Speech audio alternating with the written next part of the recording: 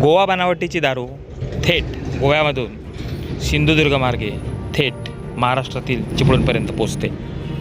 दारूबंदीचं विशेष पथक आहे। एक्साईज डिपार्टमेंट झोपलेलं असतं का, की एक्साईज डिपार्टमेंटला सगळ्या गोष्टीची कल्पना असते?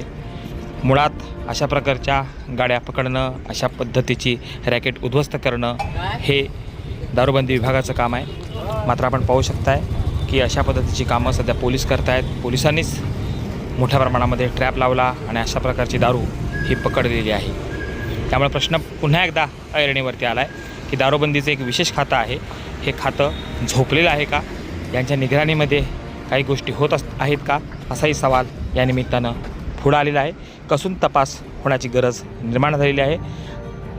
गोव्यामधून येणारी गाडी थेट सिंधुदुर्ग मार्गे चिपळूणपर्यंत पोचते आणि आता थांगपत्ता कोणाला लागत नाही आणि सावर्डे पोलीस ही गाडी पकडतात आणि यानंतर एका माणसाला इथं ताब्यात घेतलं जातं। आताही तपास चालू आहे। मोठ्या प्रमाणात या रॅकेटपर्यंत पोचता येणार आहे का पोलिसांना, हाच खरा प्रश्न आहे। BBN मराठी।